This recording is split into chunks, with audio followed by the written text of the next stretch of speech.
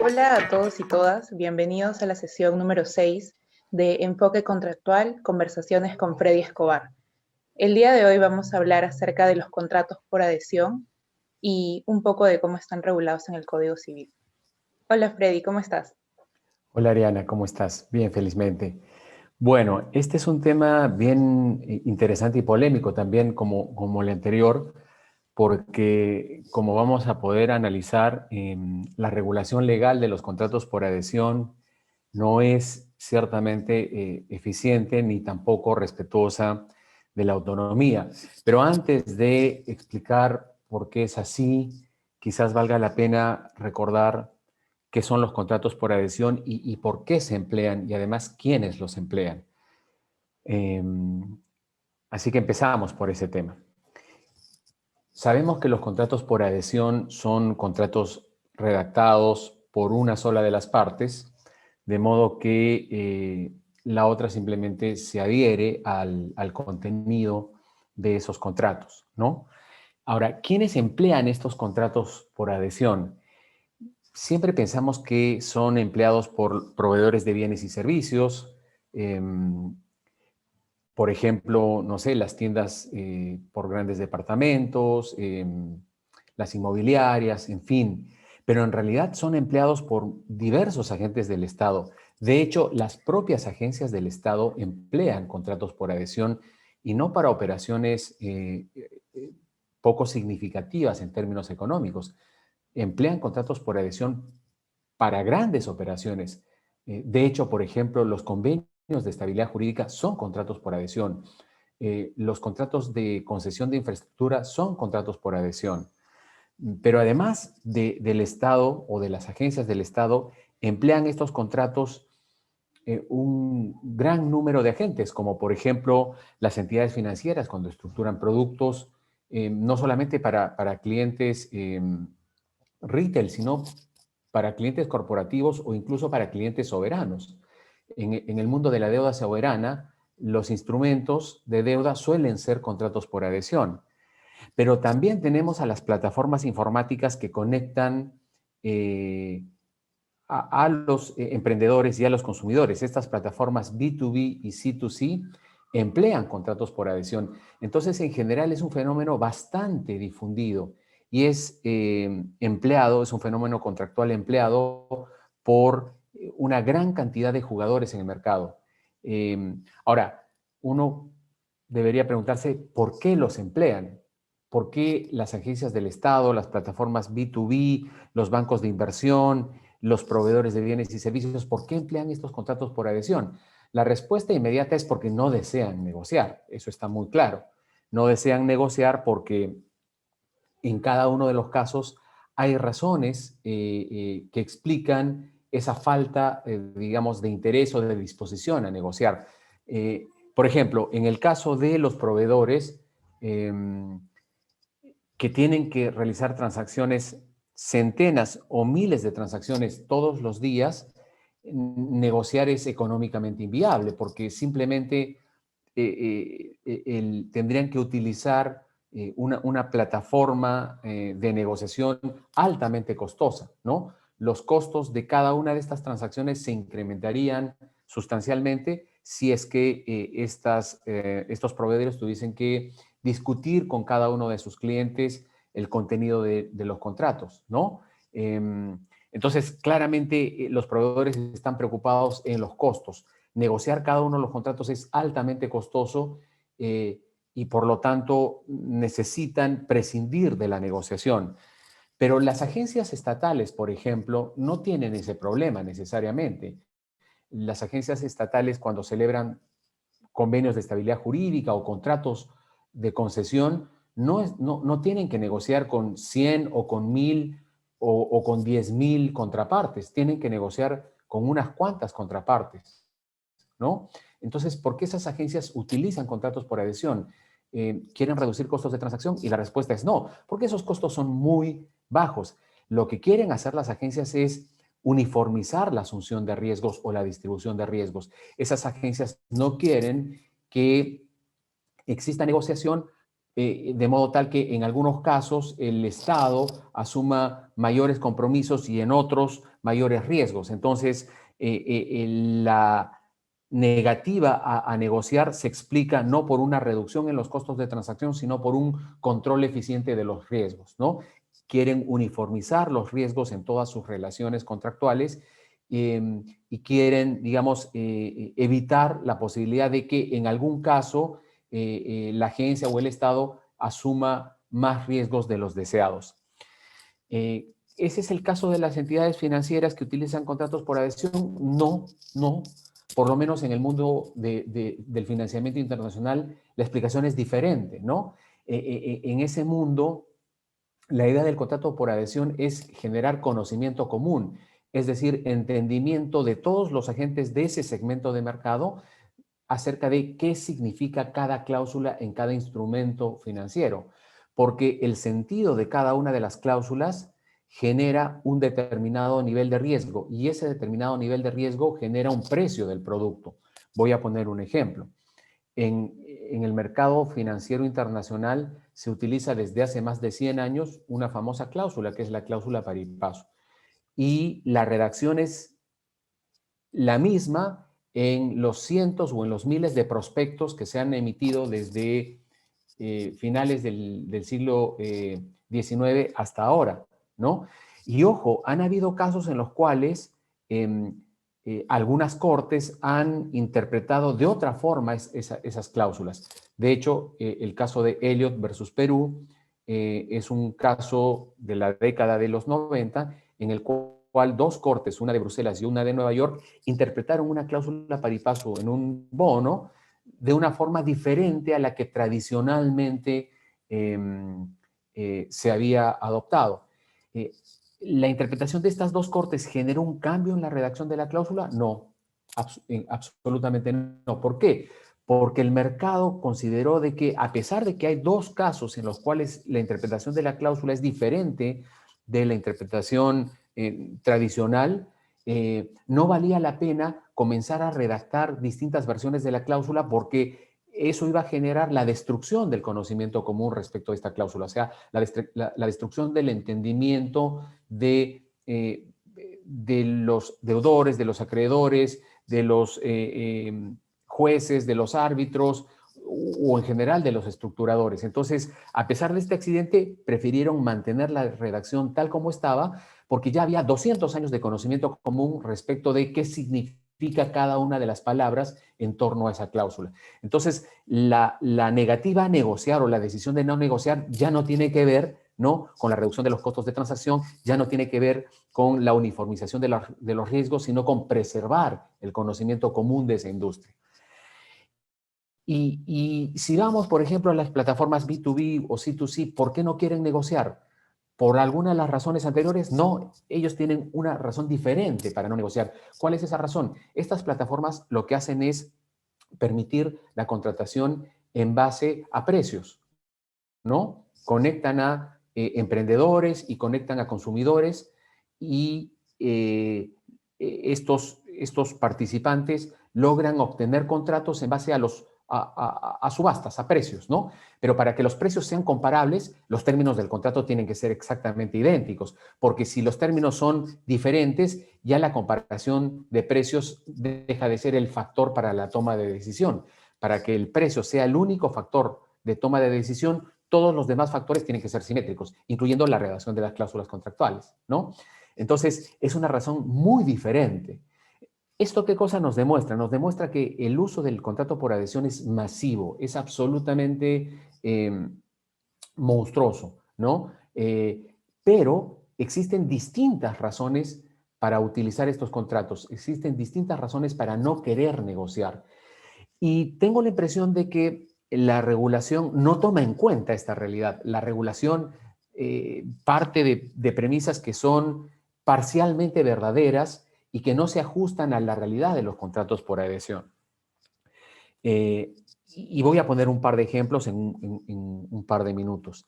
Pero también celebran contratos por adhesión personas naturales como tú o como yo, que después de haber intentado negociar distintas transacciones, llegamos a la conclusión de que ya no queremos discutir las condiciones del contrato y que estamos dispuestos a comprar o a vender en ciertas condiciones, ¿no? Y tenemos la suficiente honestidad de decirle a la contraparte, mira, yo ya he discutido demasiado, he invertido mucho tiempo y ya no quiero seguir discutiendo. Yo estoy dispuesto a realizar esta transacción en estos términos.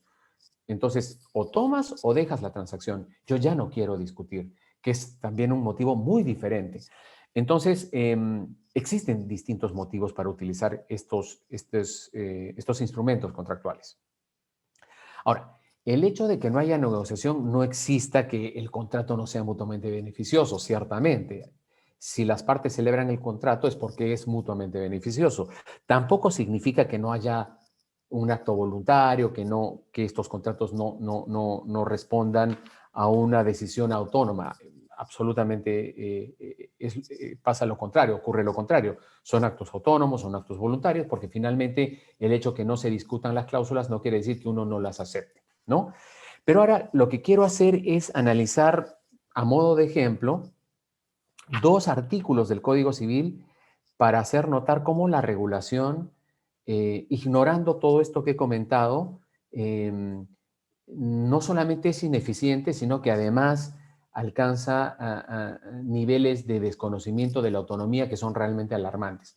Ojo, me estoy refiriendo a la regulación del Código Civil, no a la regulación de otros cuerpos normativos como por ejemplo el Código de Protección al Consumidor. Ese código tiene una redacción, una regulación diferente que también es criticable, pero por otras razones, ¿ok? Pero lo que voy a comentar ahora está circunscrito al Código Civil. Quiero poner dos ejemplos. Primero quiero analizar el artículo 1399 y luego quiero analizar el artículo 1393. Vamos a ver qué dice el artículo 1399. En los contratos nominados celebrados por adhesión o con arreglo a cláusulas generales, no aprobadas administrativamente, carecen de eficacia las estipulaciones contrarias a las normas establecidas para el correspondiente contrato, a no ser que las circunstancias de cada contrato particular justifiquen su validez. En cristiano, ¿qué es lo que este artículo establece? Básicamente que las normas supletorias de la compraventa, del arrendamiento, de la permuta, del suministro, es decir, de cada contrato nominado, esas normas supletorias, ¿no? Se convierten en imperativas cuando se celebra un contrato por adhesión. Eso es lo que el artículo establece. Esa es la regla general. Las normas de los contratos nominados son imperativas cuando el contrato es por adhesión. Y la norma plantea una excepción. Dependiendo de cada caso concreto, esas normas supletorias que se convierten en imperativas pueden volver a ser supletorias. ¿Cuándo opera la excepción? Cuando la cláusula beneficia más a la parte adherente. ¿Ok? Ahora, quiero poner un caso. Las personas que no tienen entrenamiento legal, que simplemente, y que no contratan a un abogado porque realizan transacciones económicamente no significativas, ¿no? O no contratan a un abogado porque simplemente no pueden pagar los servicios del abogado, actúan en base al sentido común, ¿no? No necesariamente conocen el artículo 1399 ni los demás artículos del Código Civil. Entonces, quiero poner un ejemplo de dos personas que negocian en base a su sentido común y que confían en la letra de lo que están acordando. Imaginemos que tú y yo estamos negociando un contrato, tú quieres comprar. Yo tengo un automóvil que está en un depósito, en un almacén, está fuera de Lima, ¿ok? Imaginemos que está en Ica, por decir algo. Ya no lo utilizo y yo ya he tomado una decisión, después de haber negociado con distintos interesados, he tomado una decisión muy firme. Yo solamente voy a vender el automóvil, digamos, a $10,000, siempre y cuando mi contraparte, que serías tú, acepte cubrir los costos de la entrega del bien. El automóvil está en un almacén, entonces hay que ir, hay que pagar el almacén, hay que pagar a la persona que transporta el automóvil, qué sé yo, hay unos costos y yo no los quiero asumir. Y entonces yo te digo, mira, el automóvil no está acá, está en ICA, hay que traerlo, eso tiene un costo, ¿ok? Y yo lo que quiero es $10,000 netos. Y tú me dices, perfecto, no hay ningún problema. Y yo te digo, este es el contrato, yo lo he redactado, ¿no? Y tú simplemente pones tu firma, te adhieres porque te parece razonable lo que yo estoy planteando. Muy bien, en términos legales, este pacto según el cual tú te tienes que hacer cargo de los gastos de entrega, ¿es exigible? Yo, digamos, por sentido común debería ser exigible. No se observa ninguna razón por la cual este pacto tenga que ser declarado inválido. Yo te he explicado perfectamente bien las circunstancias, te he dicho que estas son las razones que yo tengo para celebrar el contrato en estos términos y tú me has dicho no hay ningún problema, perfecto. Pero veamos qué es lo que establece el artículo 1530 del Código Civil. El artículo 1530 establece lo siguiente: los gastos de entrega son de cargo del vendedor y los gastos de transporte a un lugar diferente son de cargo del comprador. Los gastos de entrega, ¿ok? Salvo pacto indistinto. Claro, el artículo con buen criterio establece los gastos de entrega los asume el vendedor y yo lo que quiero es que los gastos de entrega los asumas tú. El artículo establece que se puede pactar en contrario, claro, de sentido común, pero ¿cuál es el problema con el 1399? El problema con el 1399 es que este artículo 1530 se vuelve en imperativo. Por eso lo hecho de que nosotros tenemos un contrato por adhesión.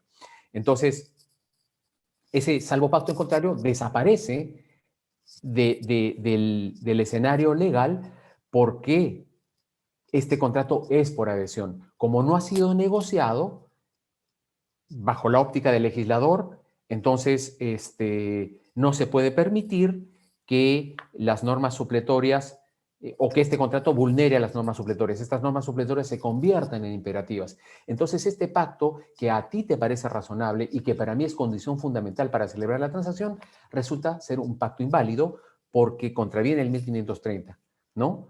Y si hubiésemos negociado este contrato, este pacto contravendría el 1530, pero ahí no habría problema porque ya el contrato no sería por adhesión. Y lo que uno se pregunta ¿es esto razonable? ¿Es esto eficiente? ¿Es esto, por último, justo? Y la respuesta evidentemente es no. Esto no tiene sentido, ni económico ni moral. Ahora, un segundo ejemplo, que es más grave aún. El artículo 1393 establece que, y ahora me voy a referir a las cláusulas generales, a los contratos celebrados en base a cláusulas generales de contratación, porque también son contratos por adhesión. Sabemos que los contratos celebrados en base a esas cláusulas son también contratos por adhesión, ¿ok? El artículo 1393 establece que las cláusulas generales de contratación aprobadas por una autoridad se incorporan automáticamente a la oferta, mientras que el 1397 establece que las cláusulas generales de contratación no aprobadas se incorporan a la oferta si es que son conocidas o conocibles, ¿ok? Entonces, una gran diferencia. Si las cláusulas están aprobadas, se incorporan automáticamente a la oferta. Si no están aprobadas, se incorporan a la oferta si son conocidas o conocibles. Imaginemos que tú tienes unos ahorros y quieres depositar estos ahorros en una entidad financiera, ¿ok? Entonces la entidad 1 te dice, mira, tú puedes depositar este dinero y puedes retirarlo en cualquier momento con un preaviso de 30 días. La entidad 2 te dice más o menos, te dice exactamente lo mismo, 30 días. La entidad 3 te dice exactamente lo mismo, 30 días. Y te ofrecen tasas distintas. Una te ofrece 8, una te ofrece 8.5 y la otra te ofrece 9. Y la entidad 4 te dice, te damos una tasa del 10%. Entonces tú dices, perfecto, me voy a la entidad 4 y depositas ese monto en la entidad 4. Luego tienes una urgencia y quieres retirar el depósito, quieres cancelar el depósito. Y la entidad te dice 60 días. Pero tú dices, oye, en el mercado me han ofrecido a 30 días. Y la entidad te dice, bueno, acá es 60 días. Y tú dices, pero a mí nunca me han comunicado que la cancelación era con 60 días. Y el banco te dice, bueno, no es necesario que te comuniquemos, porque nosotros tenemos una cláusula aprobada por la autoridad administrativa. Y como es aprobada por la autoridad administrativa, se incorpora automáticamente a la oferta que tú realices. No interesa si conoces o no conoces. Y esto a mí me parece realmente escandaloso. O sea, ¿cuál es la premisa de esto? La premisa de esto es que nosotros los ciudadanos, ¿no? No podemos valernos por nosotros mismos. Entonces hay una entidad estatal que es súper sofisticada, súper eficiente y súper justa, y que si esa entidad aprueba las cláusulas de contratación, ya ni siquiera las tienes que conocer. Si la entidad aprueba las cláusulas de contratación, esas cláusulas automáticamente se incorporan a la manifestación de voluntad que tú emitas, ¿no? No es necesario que la conozcas ni que la aceptes. ¿Por qué? Si la autoridad sabe más que tú, es más eficiente que tú, es más sofisticada que tú. Al contrario, deberías casi agradecer de que haya aprobado estas cláusulas. Esto, como entenderás, no solamente es ineficiente, sino profundamente inmoral. De hecho, tú puedes discutir si eso realmente es un contrato, porque, por último, las normas de la ley se integran supletoriamente a la relación contractual, pero tú puedes leer el Código Civil, ¿no? Y tú puedes saber cuáles son las normas supletorias y puedes pactar en contra de las normas supletorias. Pero aquí, la decisión de una autoridad aprobando unas cláusulas que tú no has visto, no has leído y no aceptarías, se incorporan automáticamente a tu oferta, ¿no? Y entonces tú estás vinculado por un contrato regido por unas cláusulas que tú no solamente no has aceptado, sino que ni siquiera conoces ni puedes conocer. Esto claramente es algo inaceptable, no solamente porque genera decisiones ineficientes. Tú, de haber sabido que la cancelación es con 60 días, habrías seguramente optado por otras entidades que te ofrecen una cancelación a 30 días, aunque con una tasa menor. O en todo caso, finalmente esa sería una decisión que tú tendrías que tomar. ¿Qué cosa me conviene más? ¿Una tasa un poco menor con una cancelación más rápida, o una tasa un poco mayor con una cancelación más extensa? Finalmente es algo que tú tendrías que tomar, pero es razonable anticipar que tú habrías preferido tener una cancelación más corta y una tasita más pequeña, ¿no? Entonces, esta norma genera presumiblemente decisiones ineficientes, pero el mayor problema es que vulnera directamente tu autonomía y tu dignidad. O sea, tú estás vinculada por por una oferta que incorpora cláusulas que tú ni siquiera has visto. ¿Y por qué incorpora esas cláusulas? Porque una autoridad, ¿no? Con gran conocimiento y con gran criterio y con gran carácter moral, las aprueba. Esto, como entenderán, es inadmisible. Felizmente, el Código de Protección al Consumidor contiene una regla distinta. El Código de Protección al Consumidor establece que las cláusulas aprobadas o no aprobadas tienen que ser puestas a disposición del, eh, del cliente, y por lo tanto de la parte que hace la oferta y se adhiere, ¿no? Evidentemente, el Código de Protección al Consumidor tiene sus propios demonios y sus propias falencias, pero en este caso, por lo menos, supera, digamos, este grave defecto del Código Civil. Hay otros más, ¿no? Pero lo que quisiera, ya para concluir esta sesión, es decir lo siguiente. Siempre hay una razón que sustenta el uso de una estructura contractual.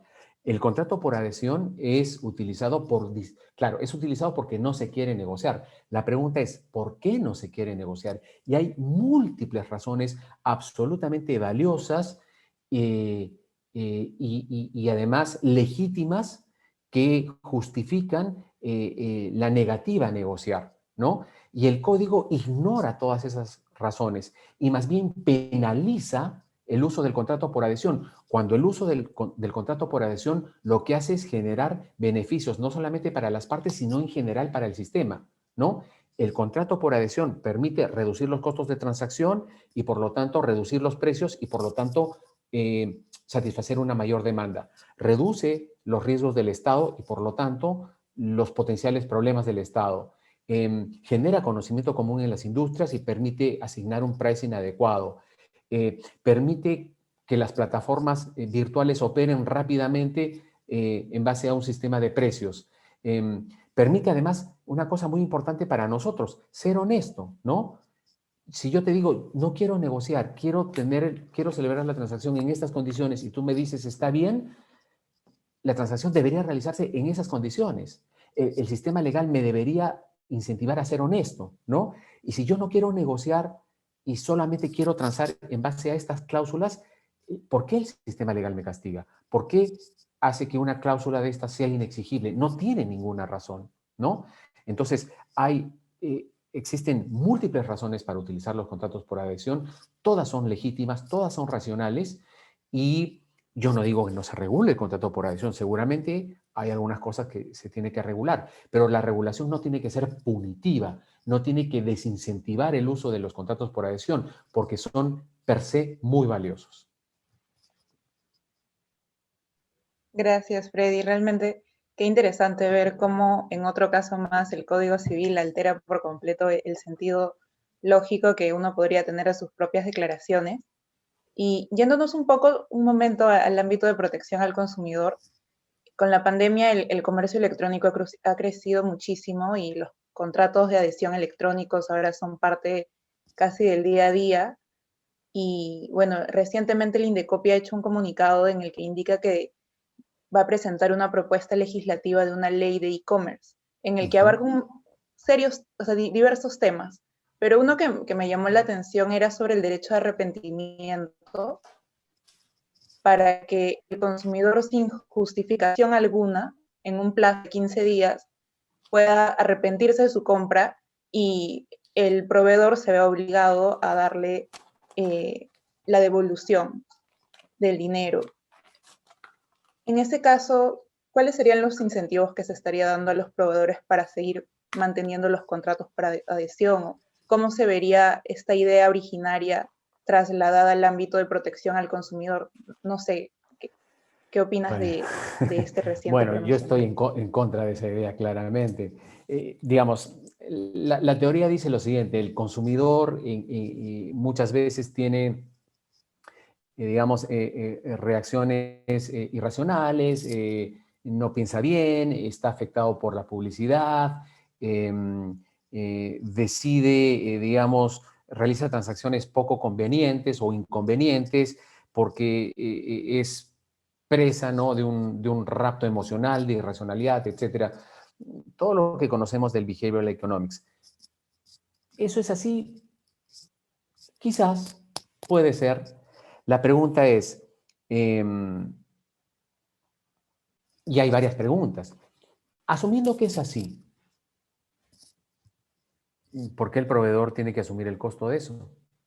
Es decir, si mi contraparte hace una compra irracional, ¿yo por qué tengo que asumir el costo de esa compra irracional? Primera pregunta. O sea, ¿cuál es la justificación moral o económica para que yo asuma el costo de una compra irracional? ¿No? Después, ¿será siempre ese el caso? ¿No habrán consumidores oportunistas que devuelven el producto no porque, digamos, en el fondo no lo querían, sino porque han encontrado una mejor alternativa? Por ejemplo, imaginemos que tú eres proveedor, ¿no? Y no me estoy refiriendo a estos grandes proveedores. Ahora, el análisis, el análisis moral es exactamente igual para un proveedor pequeño, mediano o grande, es igual. Pero, digamos, sabemos que nosotros los abogados utilizamos la narrativa, así que voy a utilizar la narrativa. Imagínate que tú eres una pequeña emprendedora que está utilizando sus ahorros para emprender y para tener un negocio y realizas tus transacciones a través de una plataforma con tus proformas contractuales, en fin, tú eres técnicamente una proveedora, ¿no? Que fabrica, no sé, mermeladas, una serie de productos artesanales bien hechos, pero técnicamente tú eres una proveedora. Si yo llamo y te compro y luego veo una oferta a menor precio, ¿por qué te tengo que devolver a ti? ¿Por qué por qué tengo que cancelar esa transacción? Y, digamos, incluso si es que yo hubiese actuado en base a un impulso irracional, a la publicidad, lo que sea, para empezar, es una decisión mía y a pesar de que sea una decisión producto de las circunstancias, de la propaganda, de lo que sea, es una decisión mía y yo me tengo que hacer responsable, ¿ok? Pero además existe el riesgo de que los oportunistas se disfracen de víctimas de la irracionalidad. Yo podría decir, bueno, en realidad hice esta transacción porque estuve expuesto a mucha publicidad y en un momento de debilidad, de confusión, compré. Yo podría decir eso, ¿no? Pero en el fondo, la historia podría ser perfectamente distinta. De repente te compro a ti estos frascos de mermelada a 10 soles, pero luego veo a alguien que los está ofreciendo a 8 soles y te los devuelvo. ¿Por qué? Yo no encuentro ninguna justificación. Me parece que es otra de estas ideas absurdas del regulador, que no tiene ninguna explicación económica sólida, porque tú no puedes regular, o sea, tú no puedes crear reglas que afecten el mercado en base a situaciones particulares como el acto irracional del consumidor. Hay, digamos, ocurren, sí ocurren, pero tú no puedes afectar el mercado general porque es difícil o imposible distinguir en qué casos ese consumidor es irracional y en qué casos es perfectamente racional y oportunista. Ese es el problema. El problema de regular, de tener estas reglas generales en base a algunos casos particulares que ocurren, es que luego cuando aplicas la regla tú no puedes distinguir entre un consumidor irracional y un consumidor puramente especulativo o oportunista. Ahí hay un problema económico, pero al margen de ese problema económico tienes un problema moral. Incluso si tu decisión es irracional, ¿por qué no asumes el costo? Es tu decisión.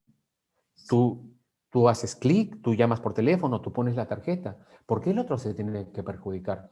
Esto lo único que va a generar es encarecer las transacciones, incrementar los riesgos y bueno, parece que últimamente a nosotros se nos da por complicarnos la vida de forma innecesaria. Muchas gracias, Freddy. Eso ha sido todo por la sesión de hoy día. Hasta la próxima. Muchas gracias. Hasta la próxima. Gracias también, Ariana.